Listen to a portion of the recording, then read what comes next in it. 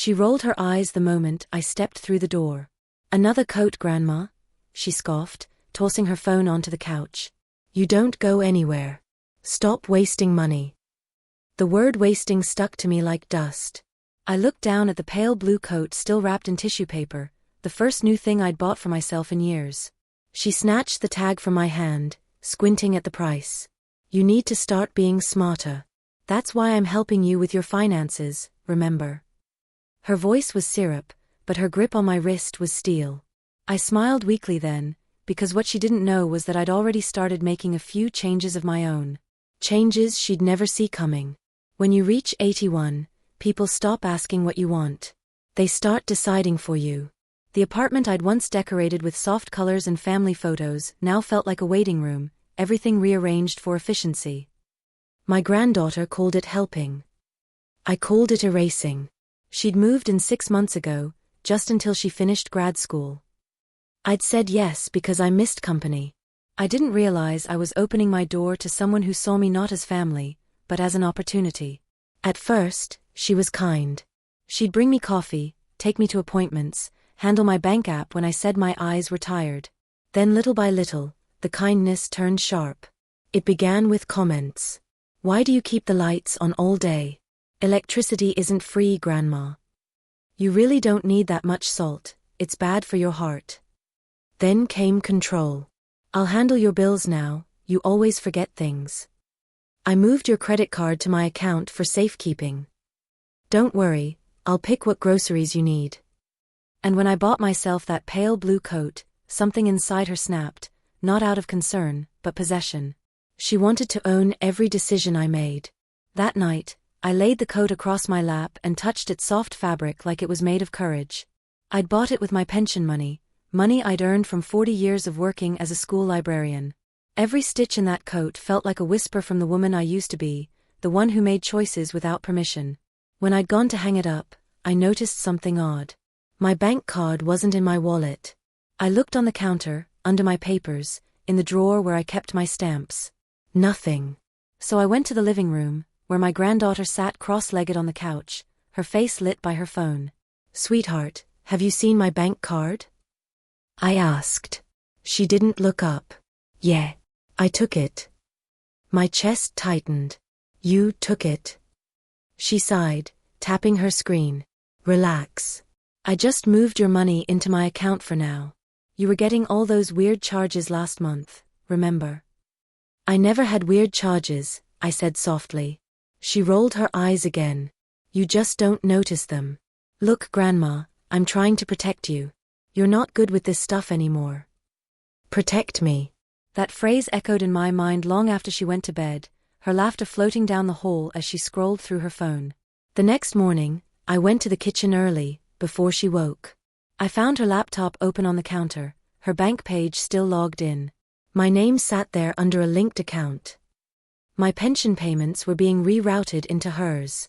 For a moment, my vision blurred. Then, a slow calm spread through me. I didn't feel rage. I felt something sharper, clarity. I boiled water for tea, stirred in a spoon of honey, and sat at the table with the sunlight slipping through the blinds.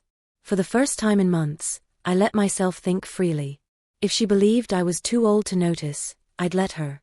If she thought I was too gentle to fight, I'd let her.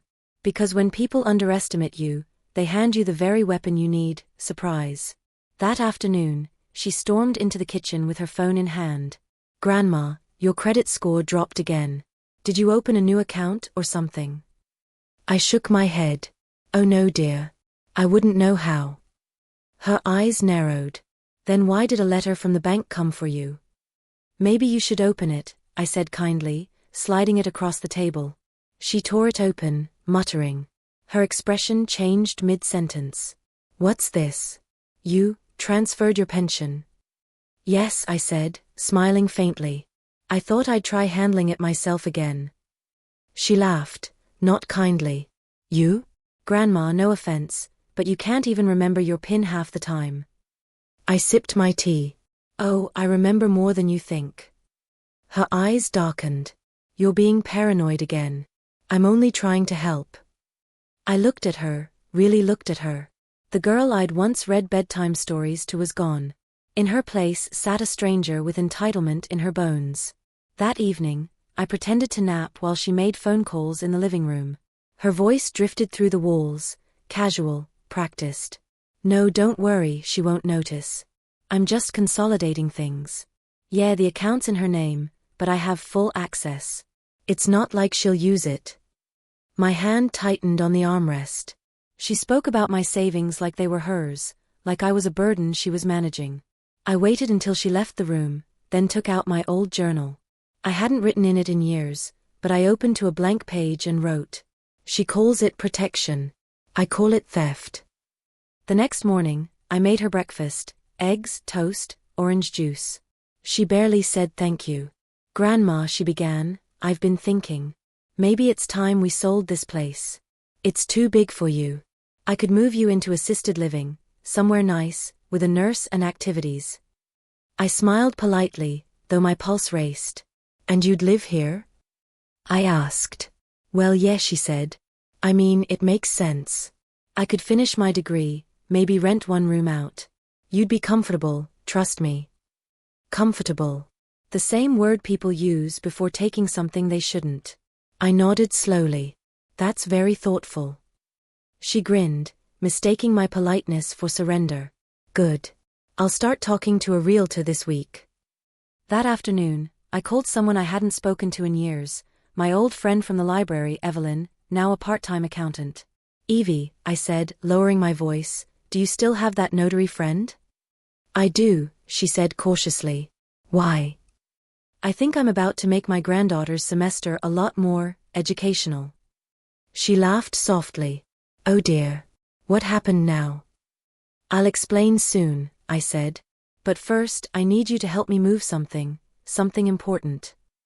That night, while my granddaughter slept, I opened my dresser drawer and pulled out an old key, the one to the small safety deposit box my late husband and I had opened decades ago.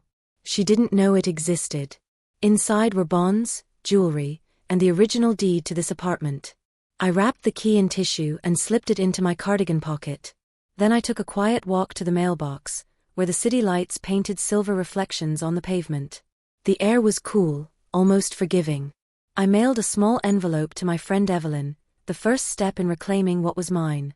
The next morning, my granddaughter frowned when she saw me dressed. "Going out? You should have told me. I could have driven you." "Oh, it's just a walk to the store," I said lightly. She looked suspicious. "You're not buying anything, right? We talked about your spending." I smiled sweetly. "Don't worry, dear. I'm not wasting a single penny." Her tone softened. "Good. I just want what's best for you." And that's when I realized the truth. She didn't want what was best for me. She wanted what was best for me. That afternoon, I sat by the window, hands folded, watching the world pass below. Cars honked, children laughed, life went on, and for the first time in months, I felt a quiet sort of joy. Because my plan was already working. Evelyn had called that morning. "Everything's secure," she'd said. "Your pension and savings are safe under your own name now. She can't touch them." I thanked her, then looked at the coat draped over my armchair, soft, pale blue, shimmering in the daylight. It wasn't just fabric anymore. It was proof that I could still choose for myself. That evening, my granddaughter came home late, her tone sharp and suspicious. "Grandma, did you change the bank passwords?" I looked up from my knitting. "Oh, that's right. They made me reset them after some unauthorized activity." "Unauthorized, what?" She set down her bag, eyes narrowing. "What did you do?" "Nothing, dear," I said, threading the yarn slowly. "But maybe you should be careful. Banks don't like people moving money without permission." Her mouth opened, but no words came out. Her face flushed red. "You think you're clever, don't you?" I smiled faintly. "No, dear. I think I'm old." I paused, then added softly, "That's what you wanted, right?" She stormed to her room, slamming the door. I sat quietly, the sound echoing like a closing chapter. As the night deepened, I folded my new coat neatly and placed it in the closet. I ran my hand across its sleeve and whispered, "You were worth every cent." Then I sat by the window again, city lights blinking like tiny confessions in the dark. I didn't know exactly how she'd react next: anger, guilt, maybe even revenge of her own. But one thing was certain: the game had changed. And for the first time, I was the one setting the rules. Before I continue, if someone told you that you were too old to handle your own money, would you quietly agree, or would you take back everything they thought they controlled? Tell me in the comments. The next morning started with silence, the kind that feels heavier than words. She barely looked at me as she poured her coffee, scrolling through her phone with her free hand. I could tell she'd been awake all night. "Grandma," she said finally, her voice deceptively calm. "Did you call the bank yesterday?" I turned a page of my newspaper. "Yes. They said I needed to update my information." Her jaw tightened. "I told you not to touch anything. You could have messed up the account structure." I looked up, smiling faintly. "It's my account, dear." She laughed under her breath, the kind of laugh people use when they've already decided you're wrong. "I was trying to simplify things for you. Now everything's a mess." I folded the paper neatly. "You mean now you can't move my money anymore?" Her eyes flashed. "Excuse me." I met her gaze directly for the first time in months. "You heard me." For a moment, neither of us moved. The hum of the refrigerator was the only sound. Then she set her mug down, hard enough to splash coffee on the counter. "You don't know what you're doing," she said through clenched teeth. "You're getting confused again." I stood slowly, every motion deliberate. "I remember perfectly, dear. You said I shouldn't waste money. So I stopped wasting it, on people who treat me like I'm an inconvenience." She stared at me, her mouth tightening into a thin line. "You're being dramatic." I smiled. "You sound just like your mother when she wanted something she hadn't earned." That hit. Her expression cracked for half a second before she turned away. "I'm done with this conversation." She grabbed her keys and stormed out. The door slammed. I let out a long breath. My hands were shaking, not from fear, but adrenaline. It was the first time in years I'd spoken to someone without letting them speak over me. Later that day, I received a call from the bank manager. His voice was polite, but uncertain. "Mrs. Avery," he began, "I just wanted to confirm, your granddaughter no longer has access to your account?" "That's right," I said. "She's been calling repeatedly," he added, "saying there's been some mistake." I smiled faintly. "The only mistake," I said, "was giving her permission in the first place." He chuckled softly, clearly on my side. "Good for you. We'll make sure she's removed from all authorizations immediately." "Thank you," I said. "And could you please send the new documents directly to me, not to her email?" "Of course, ma'am. You'll have them tomorrow." When I hung up, I felt the faintest tremor of power return, small but real. Like the first note of a song I thought I'd forgotten how to play. That evening, she came home quieter than usual. No slamming doors, no loud music. The kind of quiet that meant she was planning something. She made dinner, her version of an apology, though I knew better. "I talked to the bank," she said finally, stirring her pasta. "They said you changed everything." "Yes," I said softly, "I did." "You didn't even tell me." "You didn't ask." She looked at me, eyes sharp, lips painted too red for her age. "I was trying to help you. Do you have any idea what happens when people your age make financial mistakes?" "I'm sure you'll tell me," I said, sipping my tea. "They lose everything," she snapped. "You think you're being independent, but you're setting yourself up for disaster." I nodded thoughtfully. "Maybe. But at least this disaster will belong to me." For a moment, she looked like she might say something cruel, then her expression shifted. She smiled sweetly, too sweetly. "You're right, Grandma. It's your money. You do whatever makes you happy." That tone, falsely kind, soft with poison, made the hairs rise on the back of my neck. "Thank you," I said carefully. She got up, kissed my forehead, and said, "Don't stay up too late." But when I checked the hallway 10 minutes later, the glow of her phone lit her face in the dark. She was texting someone fast, fingers flying. The next morning, I found my coat missing. The new pale blue one. The one that started all this. I checked the closet, the laundry, the hallway hooks. Nothing. When she woke up, I asked, Did you see my coat? She blinked innocently. You mean that blue one? Oh yeah. I returned it. My chest went cold. You what? You said you didn't want to waste money, right? I got the refund back on my card. Don't worry, I'll put it toward your utilities. I stood there frozen, staring at her. The calm, polite mask I'd built all my life cracked. You had no right. She shrugged. It was a luxury. You never go out anyway. I whispered, it wasn't about going out. She rolled her eyes again. You're too sentimental, Grandma. That's why people take advantage of you. I'm just saving you from yourself. And that's when something inside me snapped. That night, I didn't cry. I didn't shout.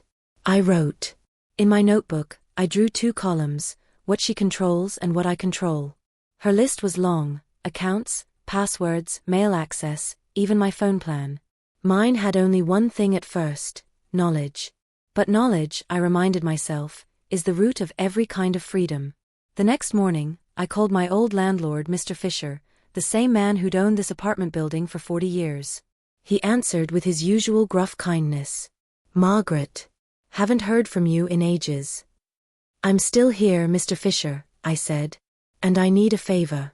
Quietly. He chuckled. After all these years, you know I'm all ears. I need an official copy of the ownership agreement, I said. The one that states the tenant of record. Sure thing, he said. I can print it and drop it off myself. Everything okay? Oh yes, I said. I just need to remind someone whose name is really on this lease. When he arrived later that day, she was home, of course. He knocked, and I opened the door before she could. Afternoon, Margaret, he said, handing me the envelope. Just like you asked. My granddaughter appeared behind me, eyebrows raised. What's that? I turned to her with a small smile. This apartment's lease, dear. I realized you might be getting confused about who it belongs to. Her face hardened. That's ridiculous. I never said. You didn't have to, I interrupted gently. But sometimes it's good to keep things clear. For everyone's sake. Mr. Fisher smiled at me, tipped his hat, and left. I closed the door quietly and placed the envelope on the table between us. This, I said, is the last thing you'll ever touch in this house without my permission. She stared at me like she was seeing someone new. Maybe she was. That evening, she tried a different tactic: guilt. You know, she began softly, Mom says you're not yourself lately. I looked up from my knitting. Oh? And what am I exactly? Paranoid, she said carefully. Secretive. Maybe even dangerous. I finished for her. Her eyes widened a little. I didn't say that. I smiled faintly. No, but you were thinking it. She sighed. I just want us to trust each other again. Trust is earned, I said. And you traded yours for control. She leaned back, crossing her arms. You've changed. Good, I said quietly. That means it's working. The next morning, I woke to the sound of drawers opening in the next room. Quiet, methodical. I slipped on my robe and peeked through the cracked door. She was rifling through my filing cabinet. What are you looking for? I asked. She jumped, spinning around. Oh, I was just organizing. Without asking. I thought I'd help. I looked past her and saw my pension paperwork scattered on the desk. Help doesn't look like theft, dear. It looks like respect. Her lips pressed together. You're being unfair. I stepped closer, lowering my voice. No, I'm being awake. She grabbed her purse and left again, always running, never staying for consequences. That afternoon, I met Evelyn in the cafe near the library where we used to work. She handed me a small brown envelope. Everything's finalized. Your pension's secure, and the secondary accounts under your control only. I exhaled, feeling 10 pounds lighter. Thank you. She smiled. What about your granddaughter? I stirred my tea. I'm letting her dig. She'll bury herself soon enough. When I came home, the lights were on in every room. She was pacing, phone pressed to her ear. No, listen, I need to access that account. It's under my grandmother's name, but I manage it. Yes, I have her permission. She looked up when she saw me and ended the call quickly. You've been lying to people, Grandma. I set my purse down calmly. So have you. This isn't funny, she snapped. You're ruining both of us. I smiled gently. No, dear. Just one of us. That night, I went to bed early, but I didn't sleep. I kept the lease envelope on my nightstand and my phone on silent. Around midnight, I heard the faint sound of the front door opening. I got up quietly and stepped into the hall. The glow from the living room revealed her silhouette, crouched by my purse, hand inside. Looking for something? I asked. She froze, caught like a thief under the soft lamplight. Grandma, I stepped forward, slow and steady. I may be old, dear, but I'm not blind. You've mistaken my kindness for weakness. She dropped the purse and backed away, her voice trembling. I was just saving me from myself? I interrupted. You've said that before. Her face flushed with guilt, or maybe anger. You've changed, she muttered again. I nodded. Yes. And that's the problem, isn't it? You can't control what you can't predict. She stormed to her room again, slamming the door hard enough to shake the picture frames. I stared at the closed door and whispered, "Good night, dear. Sleep while you can." Before I continue, if someone you love started treating your freedom like a mistake, would you confront them, or would you quietly take everything back piece by piece? Tell me in the comments below. The next morning, I woke to sunlight streaming through the blinds and the smell of burnt toast. She was in the kitchen, humming. That meant trouble. Whenever she hummed, it meant she was pretending things were fine.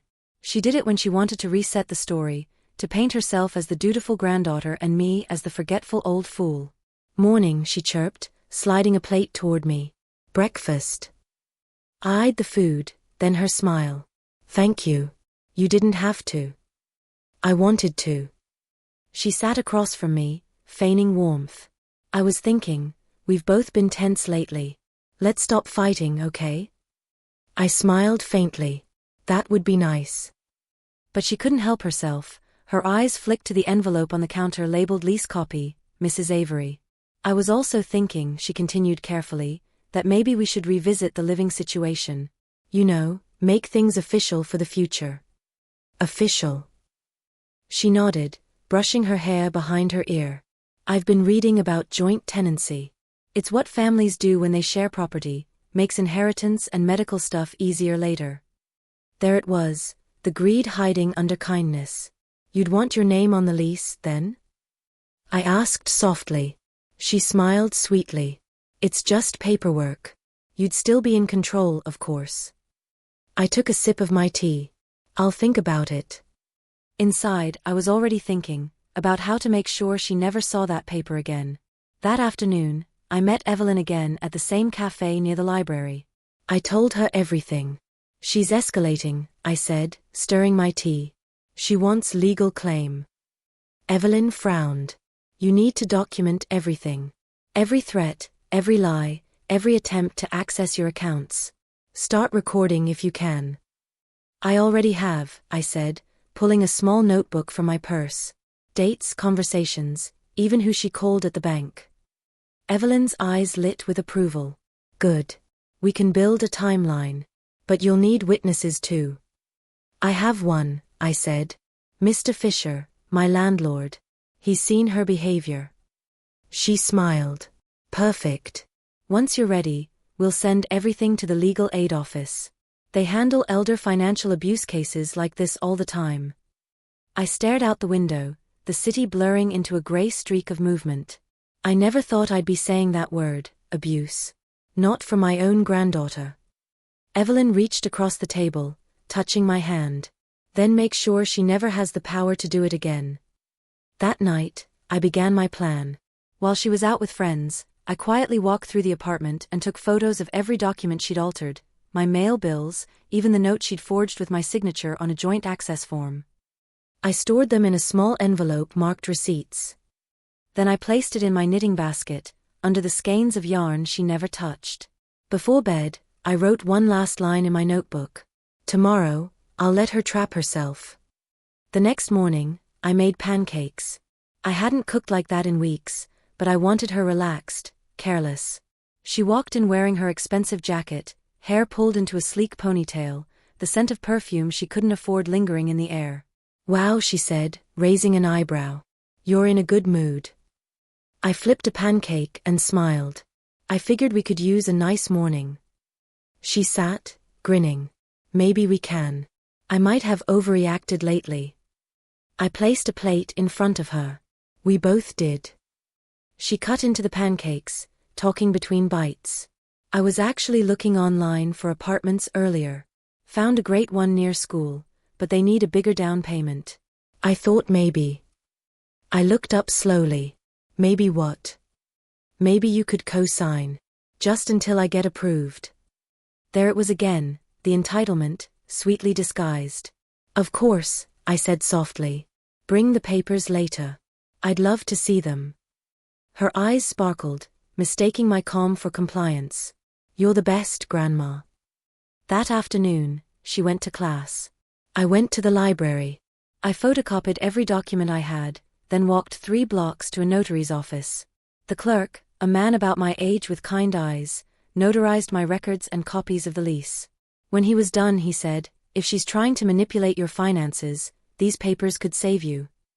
I'm counting on it, I said, tucking them neatly into my bag. Then I took a short detour, to the police precinct. I didn't file a report yet, but I asked for a pamphlet on elder financial safety. The officer handed it to me with a knowing look. Keep a copy of everything, he said. And if she tries anything new, call us before it escalates. I nodded. Thank you. I'm just trying to stay ahead. That night, she returned with a folder in hand. Here it is, she said brightly, sitting beside me on the couch. Apartment contract. Just a few signatures.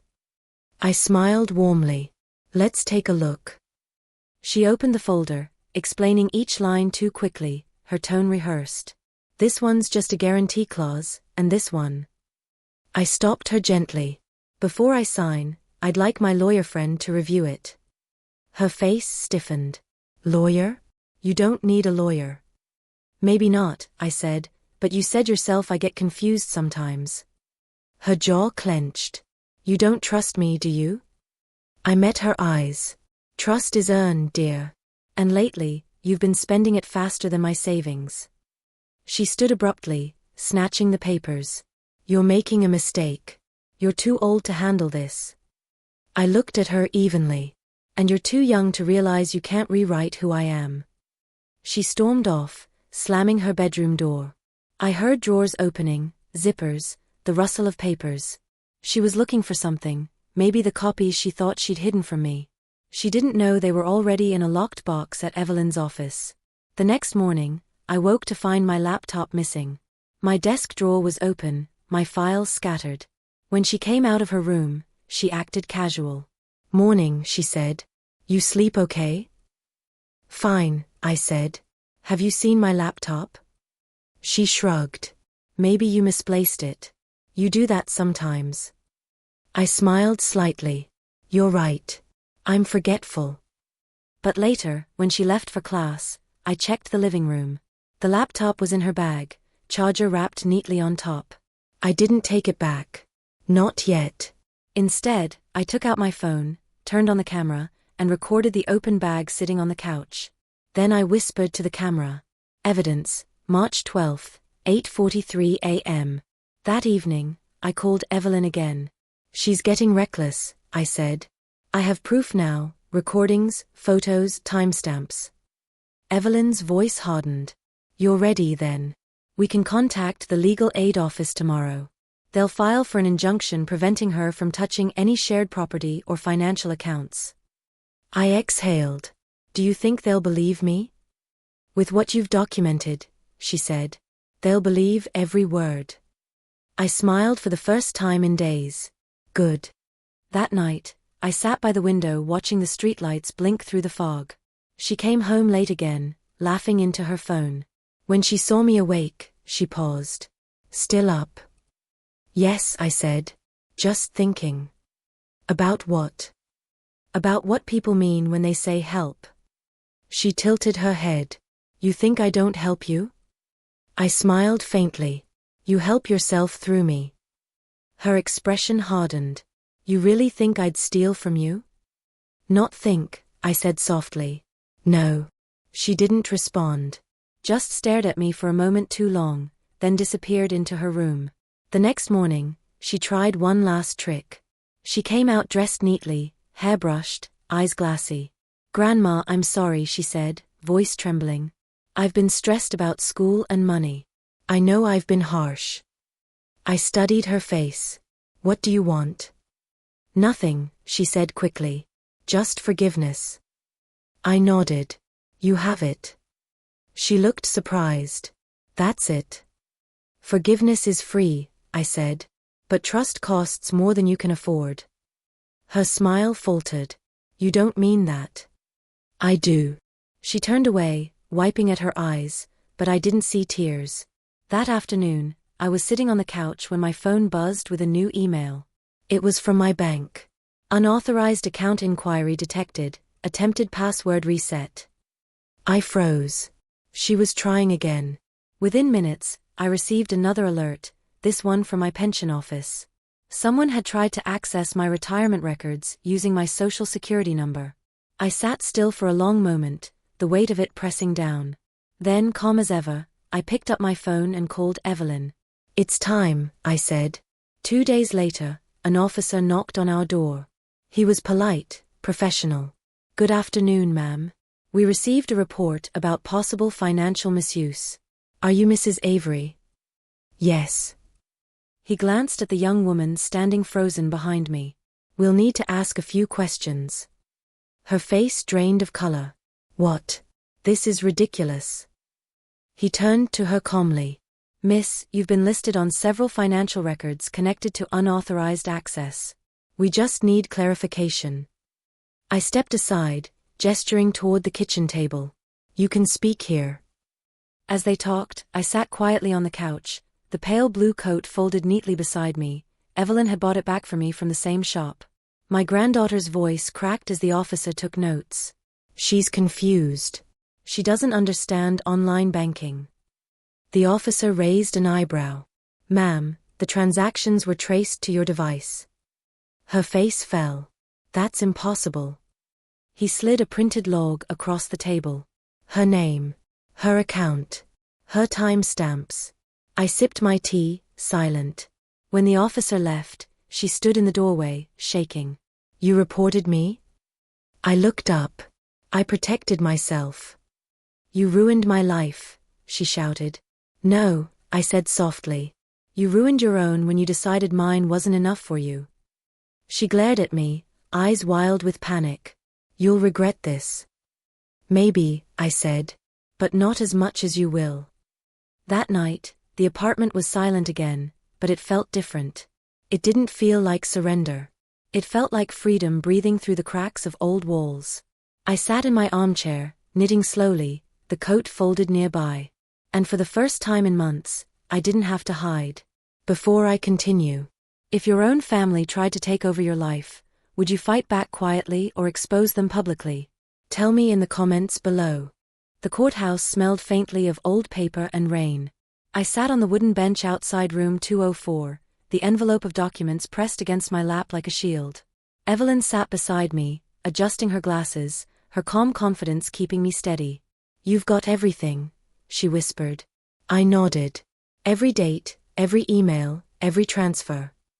Good, she said, touching my arm. Remember, this isn't revenge. This is protection. I smiled faintly. Sometimes they look the same.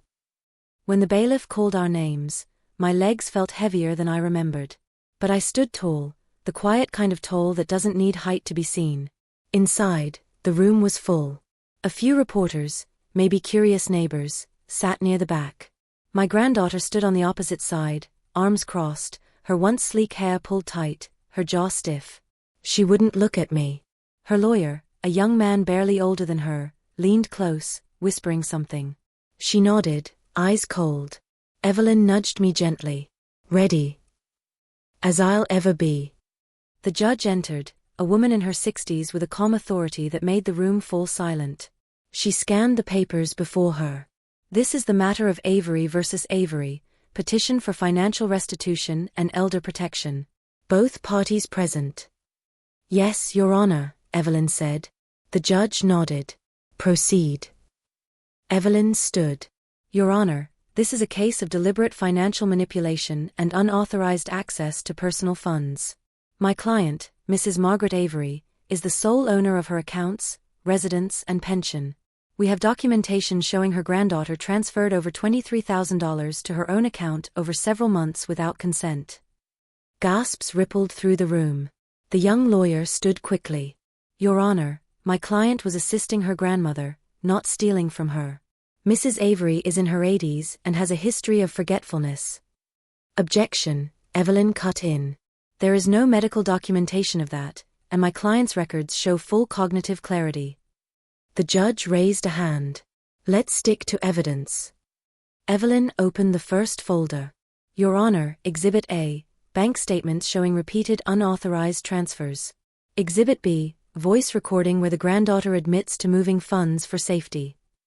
Exhibit C, an email from the bank confirming the login device belonged to the defendant. The judge flipped through the pages slowly, her brow furrowing. I see. Miss Avery, do you dispute these?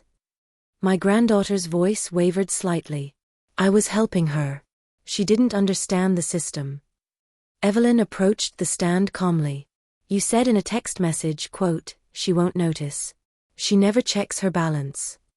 Do you recall that? My granddaughter's face flushed. I was joking. Evelyn smiled faintly. Some jokes cost $23,000. The judge's pen paused mid-sentence. Miss Avery, this is serious.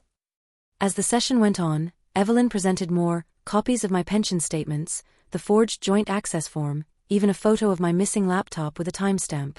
Each piece tightened the noose of truth. The young lawyer grew paler with every exhibit. Your Honor, surely, she's family. There was no malicious intent. The judge leaned forward. Intent is not the same as ownership. The law protects family too, Mr. Green, from their own. My granddaughter's jaw trembled. She's lying, she blurted. She's making it sound worse than it was. The judge's gaze snapped to her. Miss Avery, control your tone. She slumped back, muttering something under her breath. Evelyn turned to me. Mrs. Avery, would you like to make a statement? I rose slowly, my palms cool against the edge of the table. The courtroom felt impossibly still, as though even the fluorescent lights were listening. I looked at the judge, then at my granddaughter. I never wanted to be here, I began softly. All I ever wanted was to live quietly, in peace.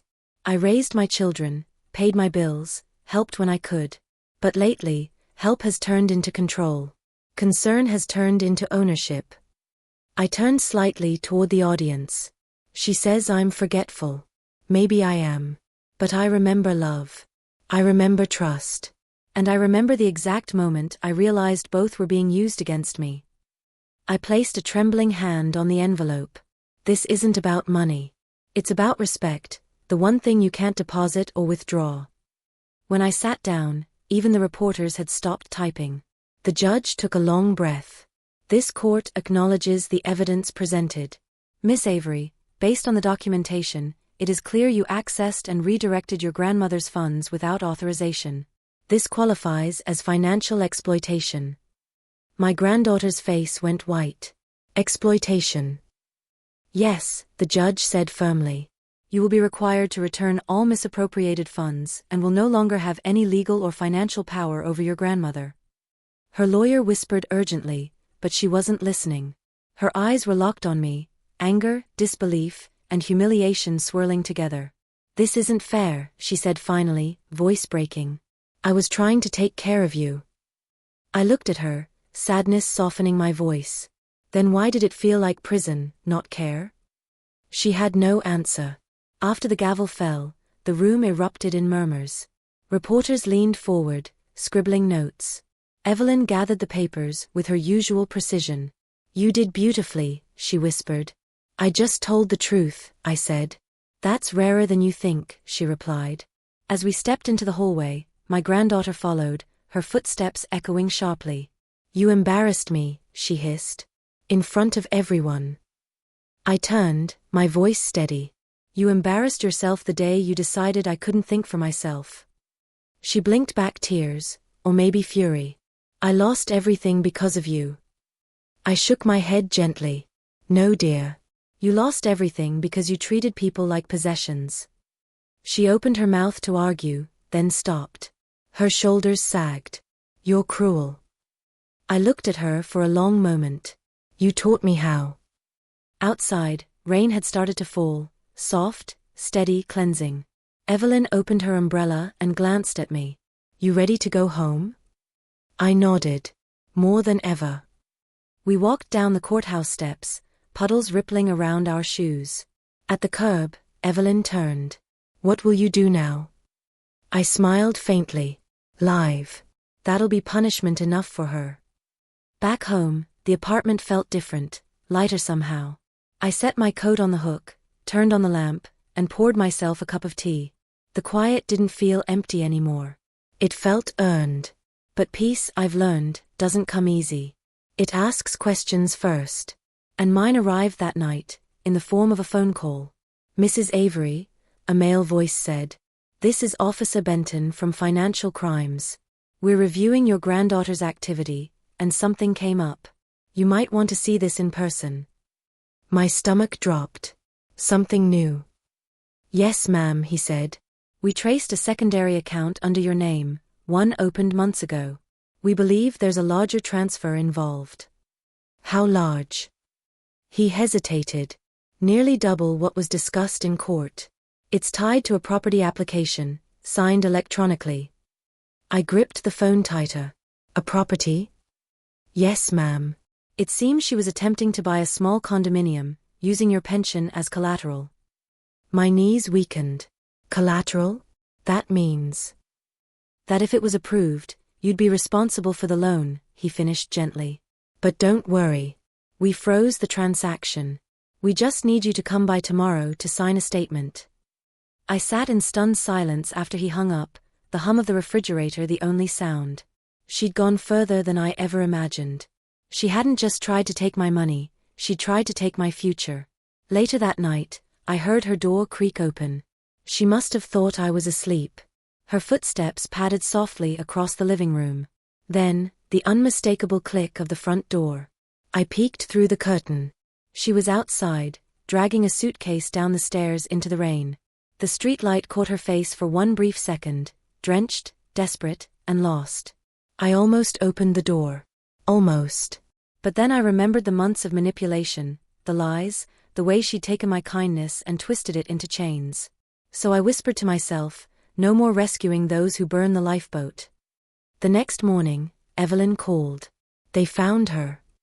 Not yet, I said softly. But maybe that's for the best. She was silent for a moment. You did what you had to do. I looked at the folded pale blue coat hanging near the door. I did what she taught me. I stopped letting people spend what isn't theirs. Evelyn exhaled. The court will handle the rest. You've won. I smiled faintly. Winning feels quieter than I thought. That night, I walked onto the balcony for the first time in months. The city below sparkled like it was finally exhaling too. I closed my eyes and whispered a prayer, not for vengeance, but for peace. When I turned to go back inside, something caught my eye. An envelope slipped under the door. No return address. My name written in her handwriting. I opened it slowly. Inside was a single folded note. I didn't mean for it to go this far. I just wanted control of something. You had everything, the home, the respect, the savings. I only had promises. I'm sorry, Grandma. I'm leaving the city. You'll never have to see me again. No signature. Just one final drop of guilt in ink form. I stood there in the doorway, the city humming beneath me, the rain beginning again. I whispered into the night, you can run, dear. But the truth follows faster than you think. Before I continue, if your own family betrayed you, would you chase them for justice, or let them learn from their own downfall? Tell me in the comments below. It's been 3 weeks since the courthouse. The apartment feels different now, the same furniture, same soft lamps, same creaking floors, but the air has changed. For the first time in months, I can breathe without waiting for footsteps in the hallway or voices behind closed doors. Peace, I've learned, doesn't arrive with fanfare. It just walks in one morning, quiet as light. I start every day the same way now, open the window, make tea, and watch the sun crawl up between the city buildings. It's not freedom I taste when I sip that tea, it's ownership. Ownership of my space, my choices, my life. Evelyn drops by often. She insists she's checking on me, but I know she likes the calm too. This morning she came with pastries, setting them on the table. "You're looking stronger," she said, smiling. "I'm feeling it," I replied. "I even started writing again." "Writing?" she asked. I nodded. "Letters. To people who'll never read them. Sometimes forgiveness starts on paper." Evelyn smiled knowingly. "That's healthy. Closure isn't about them, it's about you." I laughed softly. Then I must be healing faster than I thought. That afternoon, a letter arrived. It was from the bank, confirming the return of all transferred funds and the full reinstatement of my accounts. Attached was a note from the officer who'd handled the case. "All fraudulent activity has been resolved.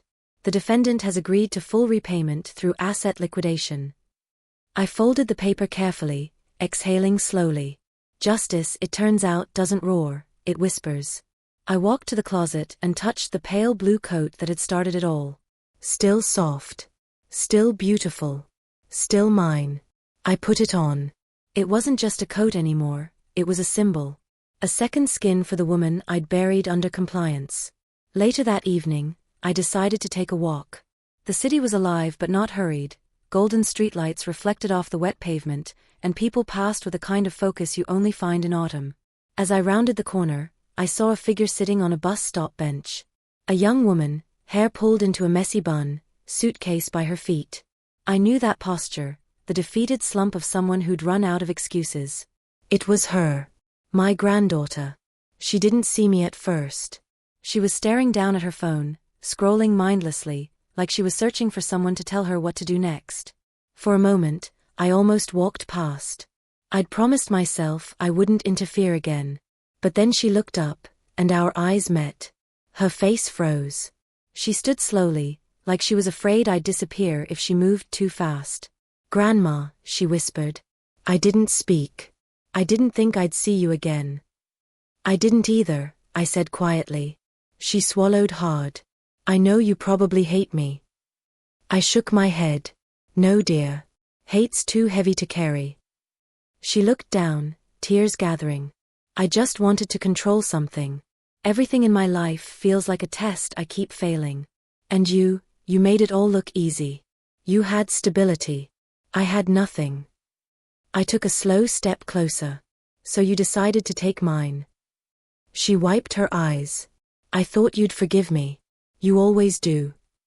I studied her face, the same cheekbones as her mother, the same eyes I once kissed goodnight. "Forgiveness doesn't mean forgetting," I said softly. "It means I won't let your mistakes become my home." She exhaled shakily. "I lost everything, Grandma." I nodded. "Sometimes you have to lose everything to realize what mattered." She hesitated, glancing at the bus schedule. "Can I ever come back?" I looked at her suitcase, the one she dragged through the rain weeks ago. "Home isn't a place, dear. It's how you treat people. If you ever find that again, then you'll find your way back." Her lip trembled. "I'm sorry." I smiled faintly. "I know. Now go build something worth apologizing for." The bus pulled up, hissing softly. She hesitated, then boarded. Through the window, she pressed her hand to the glass, a small trembling goodbye. I lifted mine too, but only halfway. Some goodbyes need distance to mean something. Back home, the apartment was quiet again, but it wasn't lonely. I set my teacup beside the window and opened my notebook. At the top of a fresh page, I wrote, "Lesson number 83, when someone says, 'Stop wasting money,' what they really mean is, 'Stop reminding me that you still have control.'" I smiled. Control isn't in what you spend. It's in what you refuse to give away. Weeks passed. The legal case closed officially. My accounts remained untouched. The world moved on. But life has a way of offering small poetic twists when you least expect them. One afternoon, Evelyn brought me an envelope. "This came to my office by mistake," she said. Inside was a check, small, but real. It was restitution, sent directly from my granddaughter's lawyer. At the bottom, in her handwriting, a note read, "This doesn't fix everything, but it's a start." I folded the check neatly, then slipped it into an envelope of my own labeled future. Maybe it would go towards something practical. Or maybe, just maybe, another new coat. That night, I sat on the balcony, the pale blue fabric wrapped around me like comfort itself. The city lights below flickered softly, and I felt the quietest kind of victory, the kind that doesn't shout or gloat, but simply exists. I closed my eyes and whispered to the cool night air. I thought I was being punished for trusting the wrong person. Turns out, I was being trained to trust myself. A week later, Evelyn convinced me to record my story. "People need to hear it," she said. So I sat in her small home studio, microphone before me, lamp glowing softly, my reflection visible in the window. I began speaking, voice trembling at first. They always think it's about the money. But it's not. It's about control. It starts with little things, the grocery lists, the bank cards, the helpful suggestions. Until one day, you look around and realize you're a guest in your own life. I paused, smiling faintly. But what they forget is, age doesn't erase instinct. You can't scam wisdom. You can only awaken it. Evelyn sat quietly behind the camera, eyes shining. When I finished, she said softly, "That was beautiful." I chuckled. It's just truth. And truth doesn't need makeup. A month later, that recording aired on a small local channel as part of a documentary series about financial independence for seniors. I didn't expect anything to come of it. But within days, letters started arriving, from women across the country. One wrote, "I thought I was the only one. My son took over my finances too. Thank you for giving me courage." Another said, "I'm 79, and last week I changed my will. You reminded me it's not too late to reclaim my life." I read every single one, tears slipping down my cheeks. It turns out revenge doesn't always look like punishment. Sometimes, it looks like helping others avoid the same pain. On the anniversary of that morning, the day she told me to stop wasting money, I went to the same boutique where I'd bought my coat. The clerk recognized me instantly. "You're the lady who came back for the blue coat, right?" I smiled. "Yes. And it was worth every penny." She chuckled. "Still fits." "Better than ever," I said. I bought a small scarf that day, nothing fancy, just soft and pale gold. When I wrapped it around my neck, I thought, let them call it waste. I'll call it living. That night, I wrote one final entry in my notebook, my last before closing it for good. Forgiveness isn't surrender. It's a receipt that says, I paid for peace with pain, and it was worth it.